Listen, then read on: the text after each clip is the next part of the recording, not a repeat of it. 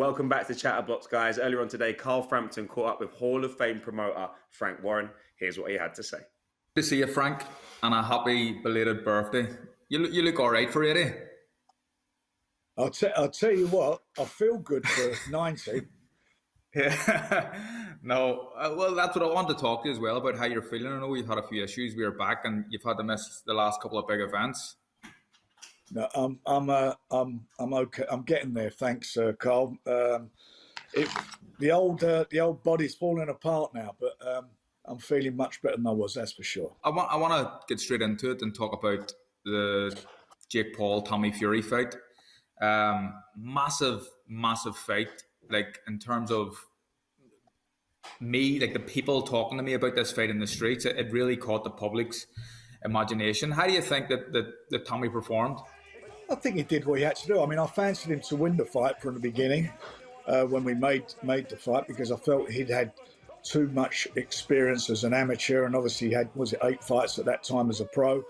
You know, the fight was what it was. It was a competitive 8-round fight, and you can't blame him for, you know. And I noticed when Carl Froch was doing he was doing a pundit on BT. I was quite. I don't know where he was at. He was slagging it off, and so, you know, was slagging off Jake Paul like he couldn't believe. And I don't get that. You know, if he's taken, even if he only had 1 pro fight or 2 pro fights, what are you slagging him off for? You're only slagging him off because he's earned a lot of money. You can't slag him off for having the balls and the guts to get in the ring and take on a licensed professional boxer. You've got to take your hat off to him for that. Yeah, I think that's one of the issues that some boxers have, that the money that these guys are making, and maybe there's a bit of jealousy concerned in their behalf, like, and that's what it is. They're like, you know, I'm a good, decent fighter or whatever, and I don't make half this money. And I think Froch is maybe, we can ask him the question at some point, I'm sure, but I think he's probably trying to get in amongst that as well and try and get a big payday to fight one of these guys. Well, you know, good luck to him if he does, and I don't blame him for that. But he got to pay down the night commentating. If it weren't for that show, he wouldn't have been getting paid for the commentary. And if you don't like doing it, then donate your commentary money to an ex-boxers association. I agree with the money issue, Frank. I think that look, if the boys are getting paid really well, then fair play to them. They've got this massive outreach. I think it's something other boxers can look at, and look to guys like Jake Paul and Tommy Fury and how they promote themselves to maybe start earning a little bit more money themselves. No matter which way you want to dress it up, it's done fabulous business. Both the guys have made a lot of money, and good luck to them. But it's an 8-round fight, and you're in boxing, and I'm in boxing, and we know what the level is that it is, and that is what I'm afraid people sort of get carried away with, who are criticising it. They're fighting at a level which is not British Championship level yet. And by the way, the reason they're not fighting a British Championship yet, because they're not ready for a British title fight yet. Hopefully Tommy, I'm sure Tommy will be down the road. But the other side of it, and you said you got him coming on soon, the other side of it is, you know, will he want to fight? Will he want to continue fighting? Well, that's what I wanted to ask you that question, Frank, and I'm going to put it to Tommy as well. So if he's getting multi-million-pound paydays for 8 and 10 rounders against, you know, guys like Jake Paul or maybe KSI or something like that, how do you try and sit, you know, if he wants to, you know, become British, European, world champion, whatever, how do you sell him the dream to say, right, we've got you this guy on a small bill, we're going to give you 40 grand, you know what I mean? How do you do it? No, you're right.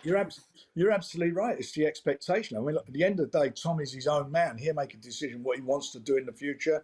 I'm sure that he'll want to do the rematch, and if he wants to do that, he'll make his decision and work that out. But the end of it all is I suppose at this stage of the game, if I was him and I was managing him, I would be saying, go for the money right now. And then you've got your money, you've banked that, you've got that, that's all there. Then you want to go and achieve your dream of fighting for winning the British, European and world title, then you can go for that. But in the meantime, you've got all your family secured.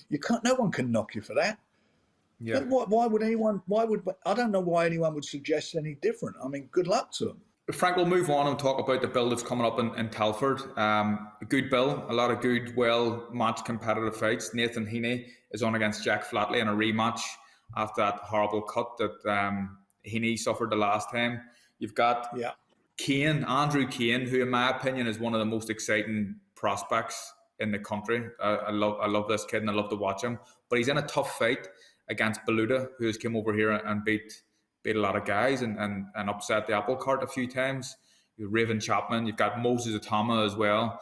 Tell us a little bit about how you're feeling about this bill. Well, I'm quite pleased with it. It's a good fighting card. There's some real good even matches on there. As you say, Nathan Heaney and Jack Flatley, I'm looking forward to that rematch. I think it'd be a real cracker. You know there's going to be fantastic atmosphere there with the amount of tickets. I mean, he's a big ticket seller, Nathan. So his support is second to none. They're the best. I love them. You've got Cunningham making a comeback on there. And as you mentioned, Raven, she's really come on really well considering from our perspective, we've only really been involved in a couple of women's boxers, and I really do enjoy watching her fight. She's been a breath of fresh air, so I'm delighted she's on the card.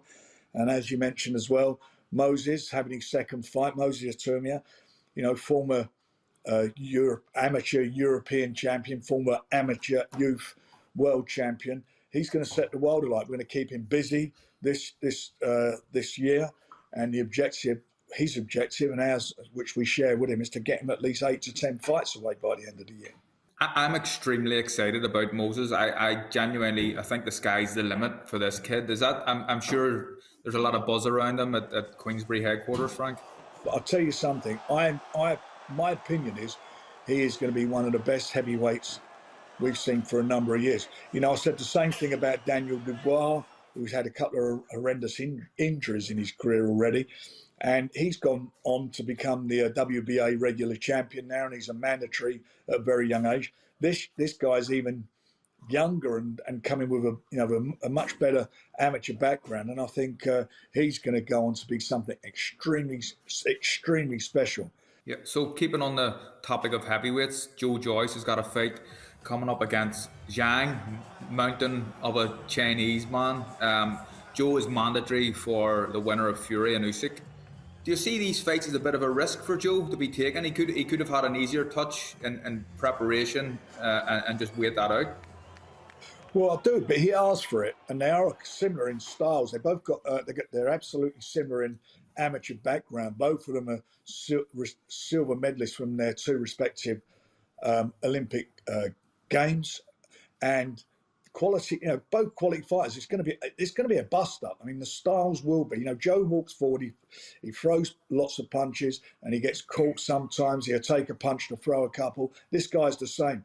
And his last fight, he fought Hrgović, who everybody was telling me he's the next big thing. And I'd only seen a little bit of stuff with him on the on film on the internet. And I watched that fight, obviously, with great interest. And I thought he won it. I thought he actually beat him. He didn't get I thought he beat Hrgović, yeah. Yeah, I did. So that, and Hrgović is the mandatory for the IBF version of the title for Usyk, the winner of Usyk and Tyson, if they get it on.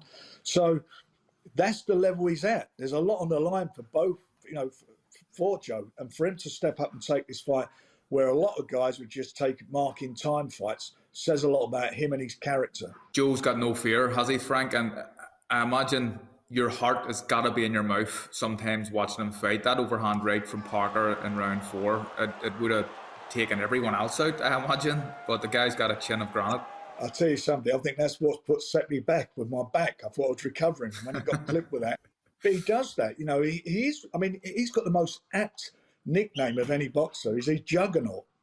Bounce off him and he just keeps coming forward, and he's relentless and exciting. He's really, really, captured the British public, boxing fans and British public's imagination now. And he's going to be up there fighting this, provided he comes through against a really good fighter in Zhang. He's going to be up there challenging for the world title this year. Moving on, keeping the heavyweight scene going, it's went a wee bit quiet, I suppose, with Fury and Usyk. Can you give us an update as to where we are, Frank? Well, we're still in talks at the moment, and they're going on. They've been going on for quite a while now, and it will reach a conclusion very quickly now, because the proposed date is the 29th of April, and if we can't do it, then we can't get it done quickly. Then we've got to look at something else, and I'm just hoping we can. But you know, I never say die, so we've got to keep working away at it. Yeah, we all want to see that. And another question I wanted to ask you: is Saudi off the table now? Is it the UK? Is that the Yeah. only? It'll be if it happens, it'll be in the UK. Saudi won't be doing any big shows till the end of the year, so they say. I mean, that was what they said last week, I think, after the fight. So that's the position. We've got our fingers crossed, and they're good people to deal with. They're very sensible people. So, as you say, we're all working to get it done, and I hope we can get it done. You know, it's not for the want of trying, that's for sure. All right, Frank. As normal, it was great talking to you, and I hope that you're well on the way to recovery. And I'm looking forward to seeing you again soon. And the same here, young man. And I hope you get some sleep. Oh, so do I. So do I.